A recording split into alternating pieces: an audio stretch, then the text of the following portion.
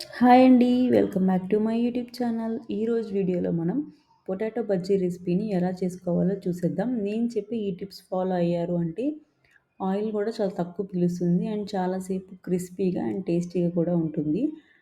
ఇది చాలామందికి favourite recipe కదా! క్లైమేట్ చల్లగా ఉన్నప్పుడు లేదంటే ఏదైనా చట్పటాగా తినాలనిపించినప్పుడు ఇలాంటి రెసిపీని ట్రై చేయండి. చాలా బావుంటుంది.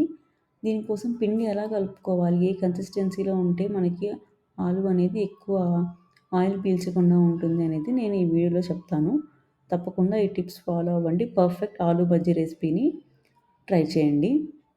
దీనికోసం ఒక పొటాటోనైతే పీల్ చేసి తీసుకోండి. రౌండ్‌గా ఉన్న పొటాటో అయితే మనకి చిప్స్ అనేవి బాగా రౌండ్‌గా వస్తాయి. మీ దగ్గర స్లైసర్ ఉంటే గనక స్లైస్ చేసుకోండి. లేదు అంటే కత్తితోని మీరు కొద్దిగా పల్చగా నేను ఈ వీడియోలో చూపిస్తున్న విధంగా కట్ చేసుకోండి. నా దగ్గర అంటే స్లైసర్ ఉంది కాబట్టి నేను స్లైస్ చేసుకున్నాను.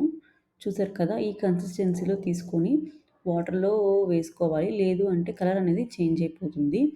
దీనికోసం శనగపిండిని ఏ కన్సిస్టెన్సీలో కలుపుకోవాలో చూద్దాము. మనము ఒక కప్ శనగపిండి అయితే ఇక్కడ తీసుకున్నాము. ఇందులోకి కొద్దిగా వాముని బాగా నలిపి వేసుకోండి. వాము వేస్తే టేస్ట్ చాలా బావుంటుంది అండ్ డైజెషన్‌కి కూడా హెల్ప్ అవుతుంది.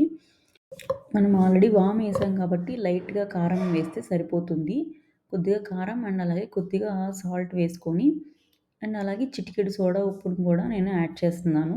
వేస్తేనే మనకి టేస్ట్ అనేది బావుంటుంది. సోడా ఉప్పు వద్దు అనుకునే వాళ్ళైతే వేడిగా ఉన్న ఆయిల్‌ని కూడా ఇందులోకి వేసుకొని మిక్స్ చేసుకోవచ్చు. అలాగే కొద్దిగా వాటర్‌ని వేసుకొని మిక్స్ చేసుకోవాలి. ఎక్కడ ఉండలు లేకుండా బాగా మెత్తగా అనేది మనం పిండిని కలుపుకోవాలి. కలుపుకున్న తర్వాత ఇలా నేను చూపించిన విధంగా బాగా చేతులతోనే బీట్ చేసుకోండి. ఇలా బాగా బీట్ చేసుకోవడం వల్ల ఏమవుతుందంటే బజ్జీ అనేది పైన లేయరు చాలా బాగా క్రిస్పీగా వస్తుంది. ఇది మనం కలుపుకునే లోపు పక్కన ప్యాన్‌లో ఆయిల్‌ని హీట్ చేసుకోవాలి. డీప్ ఫ్రైకి సరిపడా ఆయిల్ వేసుకొని హీట్ చేసుకోవాలి. హీట్ అయిందా లేదా అని ఒకసారి చెక్ చేసుకోండి. ఆయిల్ బాగా హీట్ అయిన తర్వాత మనం ముందుగా స్లైస్ చేసుకున్న పొటాటోస్‌ని పిండిలో ఇలా బాగా డిప్ చేసుకోవాలి. 2 పక్కల డిప్ చేసుకొని ఒక్కొక్కటి ఆయిల్‌లో వేసుకొని ఫ్రై చేసుకోవాలి.